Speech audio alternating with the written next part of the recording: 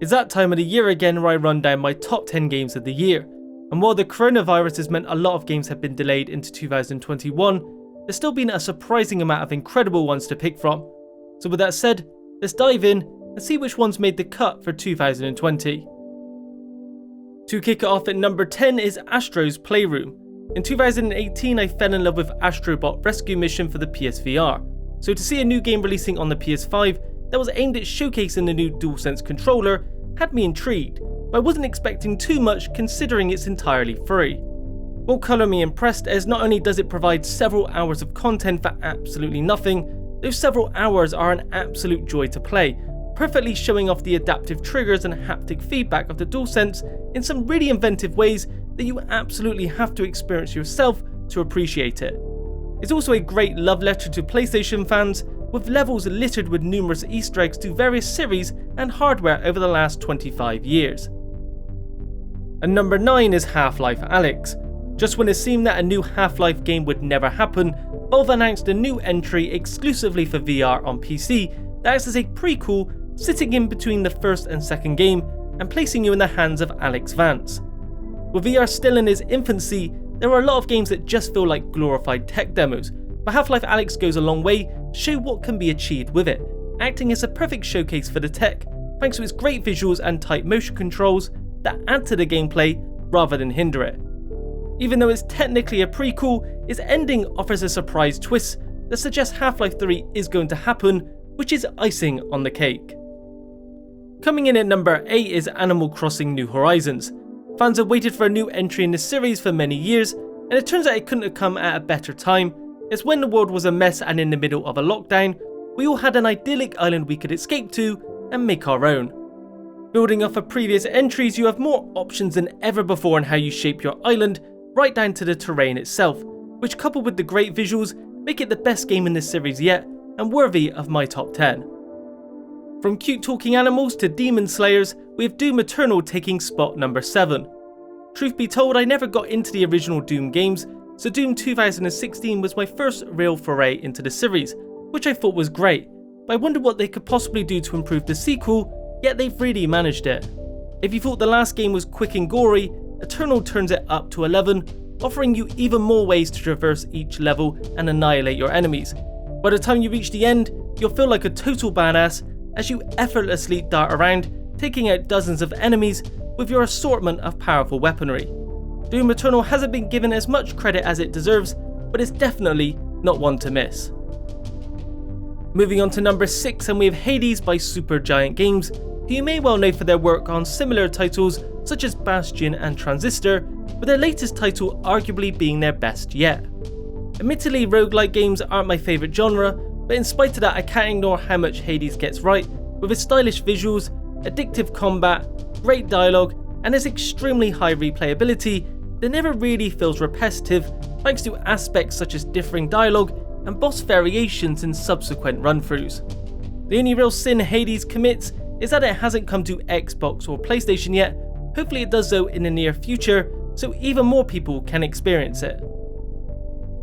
Coming in at number 5 is Spider-Man Miles Morales for the PS4 and PS5. Miles Morales may not be as long as the first game from 2018, but to write it off as a basic DLC expansion will be doing it a disservice, as it's yet another incredible game from Insomniac and one of the biggest graphical showcases on the PS5. Despite not straying too far from the core gameplay, Miles is a great change of character and has a number of his own abilities and gadgets that makes combat feel fresh.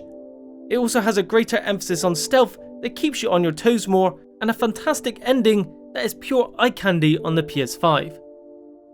Number 4 goes to the Demon's Souls remake by Bluepoint Games. For a number of years now, Bluepoint have been the go-to guys for remastering or remaking games, and this time is absolutely no different, taking the aging classic and turning it into a visual marvel that doesn't fail to impress from start to finish. Demon's Souls may not be for everyone, as with all FromSoft titles, you'll find yourself dying a ton of times, but the super fast SSD means you aren't waiting very long before you're right back into the action.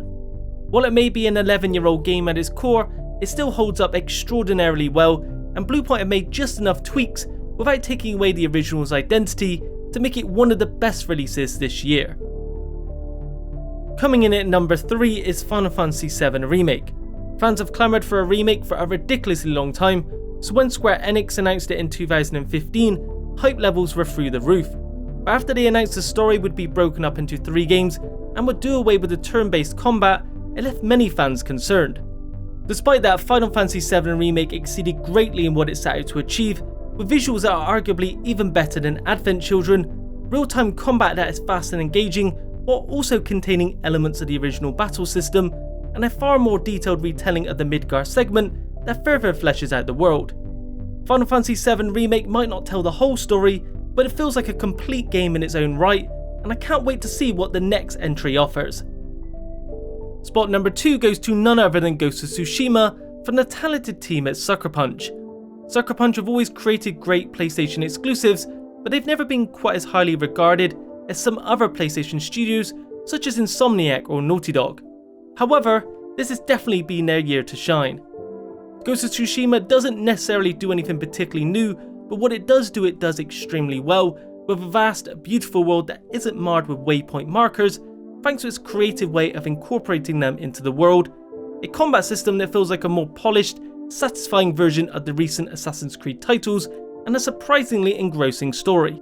To top it all off, they recently added a multiplayer component for free, which is super fun, especially the raid, which sucked me in for absolutely hours. Before I get into my game of the year, I want to quickly take a moment to highlight some honourable mentions that didn't quite make it into my top 10, but deserve a shout out nonetheless. These are Ori and the Will of the Wisps, Persona 5 Royal, Fall Guys Ultimate Knockout, Immortals Phoenix Rising, Assassin's Creed Valhalla, and Crash 4 It's About Time. That of course leads me to my game of the year for 2020, The Last of Us Part 2, which will no doubt be a controversial choice for some due to its story decisions, but I found it to be easily the most engaging, polished and gripping game of 2020. While the story may have been an aspect some took issue with, I loved how starkly brutal it was, showing that good and evil is often a matter of perspective, and revenge is a self-destructive endeavour, one we see Ellie relentlessly pursue.